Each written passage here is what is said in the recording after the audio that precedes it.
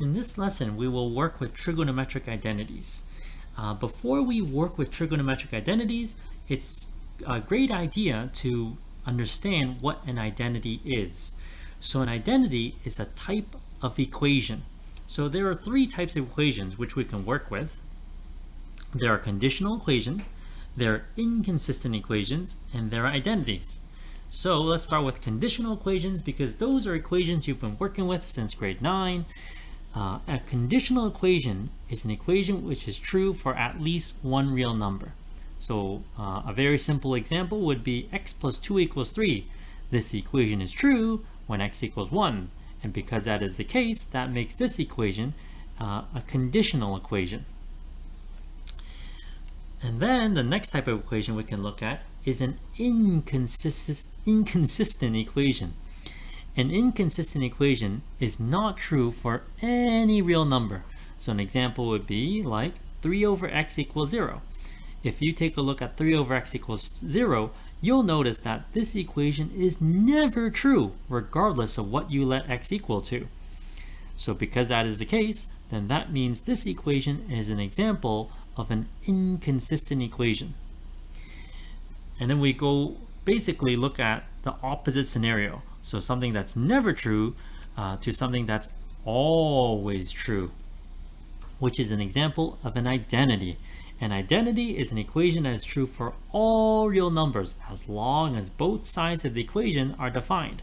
So the example I gave you here is x plus 2 equals x plus 1 plus 1, which means yeah, this is an identity because 1 plus 1 is 2, so x plus 2 equals x plus 2, and that means that this is true no matter what you let x equal to.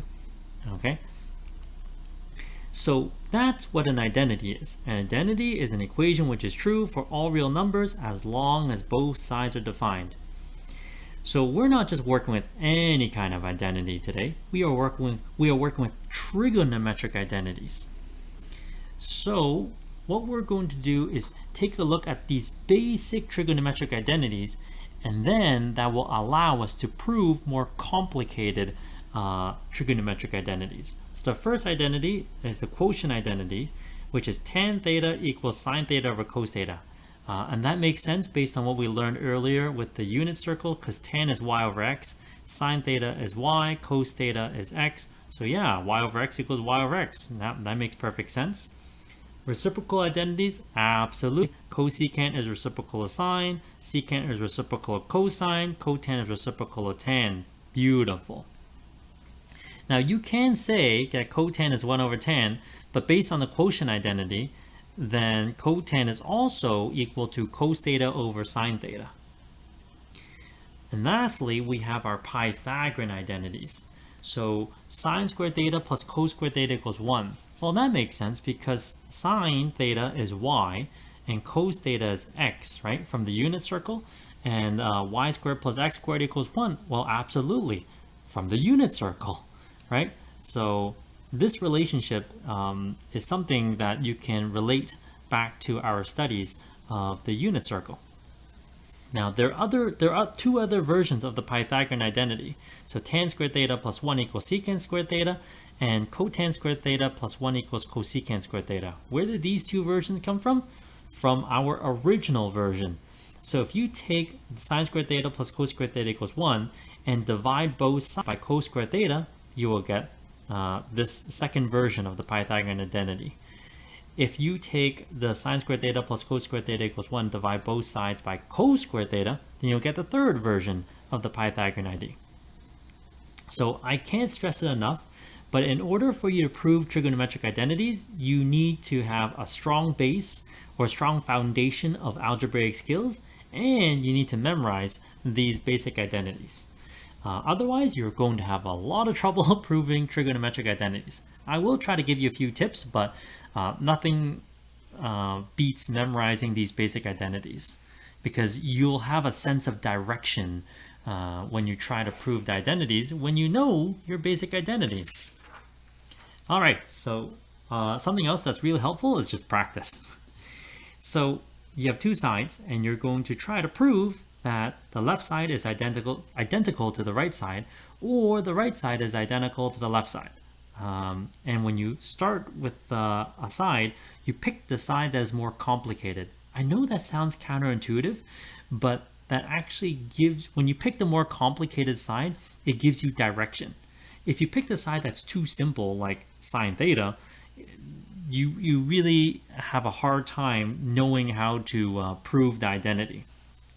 So I'm going to start with the right side, which is cos theta tan theta.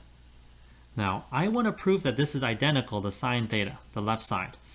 So let's use a quotient identity, right? Cos theta, instead of multiplying by tan theta, we're going to write sine theta over cos theta. And hey, common factor. So that's just sine theta, which is the left side. We proved our first trigonometric identity. So we write this to celebrate, QED.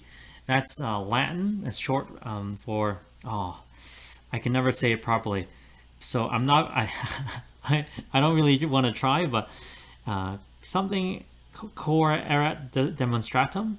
Oh, I want to Google it. Well, you go Google it. Google QED, and that basically means that you've proven what you set out to prove. So you've successfully proven that this is a trigonometric identity.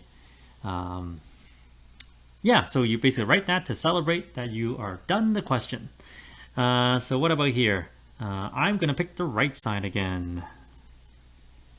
Cosecant theta, tan theta. All right, so I want to prove that that is secant theta. So it really helps to know your basic identities. So I'm going to change cosecant theta to 1 over sine theta using the reciprocal identity, and change tan theta to sine theta over cos theta using the quotient identity. So that means I'm left with 1 over cos theta, which is equal to secant theta using the reciprocal identity. Bam! Right side is equal to left side. So QED.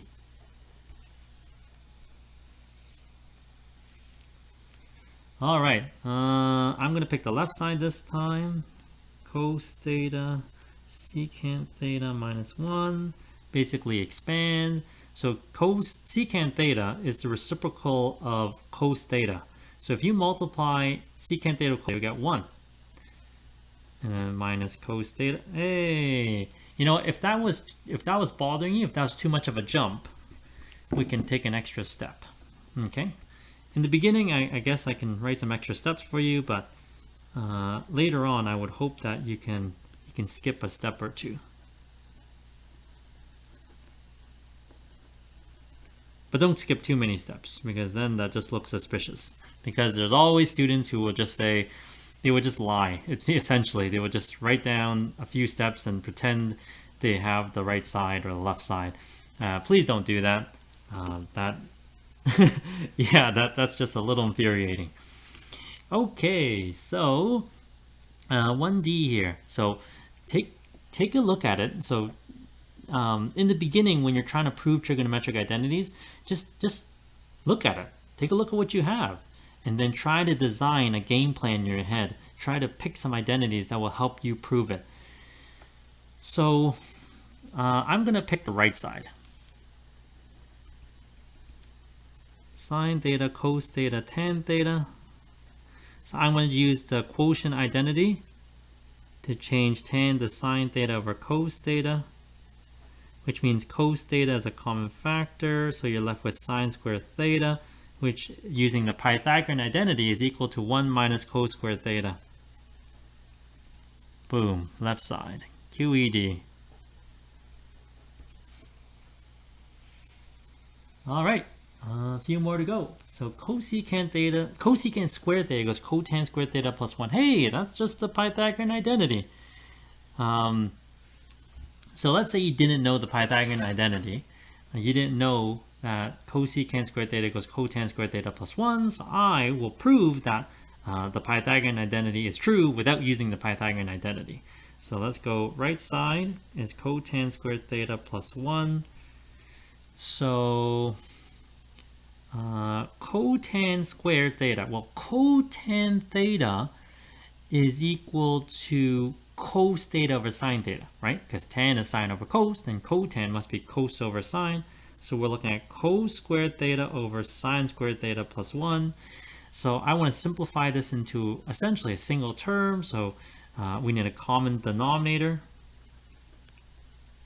It's very reminiscent of rational expressions, right? You want a common denominator of sine squared theta.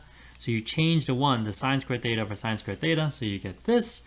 And hey, the numerator is 1 based on the Pythagorean identity. And 1 over sine squared theta is cosecant squared theta. Because 1 over sine is reciprocal of cosecant.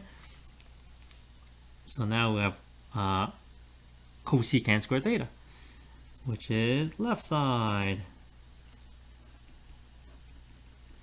And I forgot to mention, there are an infinite number of ways to prove trigonometric identities.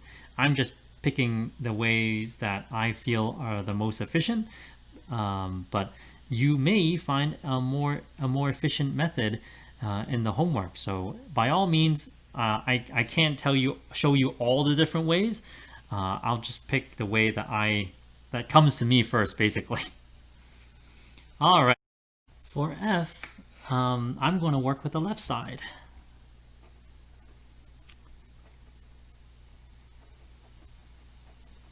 So tan theta plus cotan theta.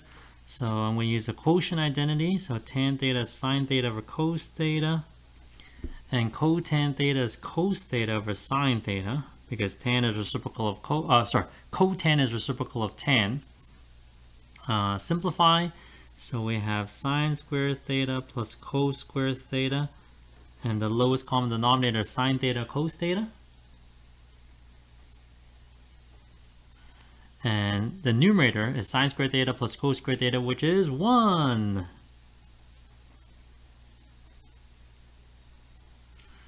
Okay, now I normally wouldn't write this step, but just because we're still getting the handle of proving trigonometric identities, I'm going to write it as 1 over sine theta times 1 over cos theta.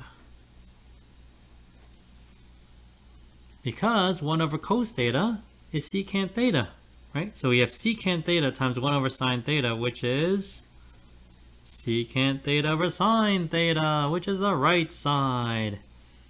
QED. So as you get more practice, you'll get a better handle on proving trigonometric identities, and you'll realize you'll take lesser steps.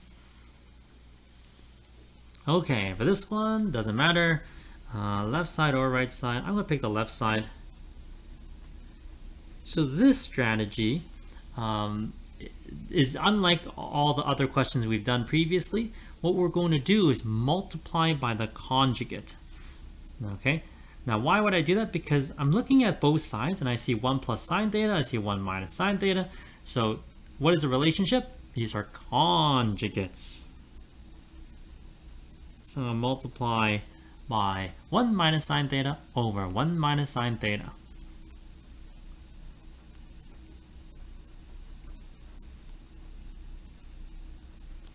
And it works out beautifully because 1 minus sine squared theta is cos squared theta.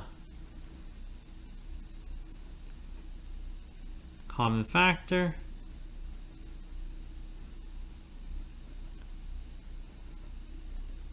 There we go.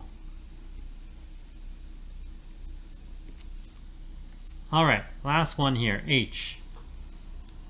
I'll pick the left side. This one doesn't really matter. Left side or right side, it's about the same amount of work.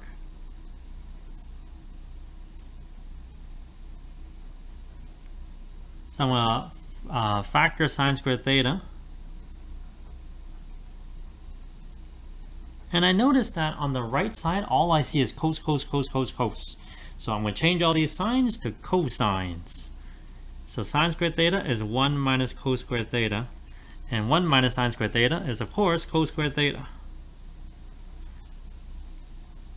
Expand, and hey, what do you know? You're done.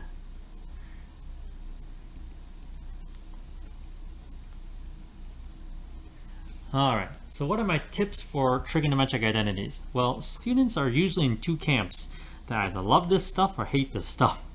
And they usually hate it because, unfortunately, proving trigonometric identities requires you to have a strong foundation in your algebra.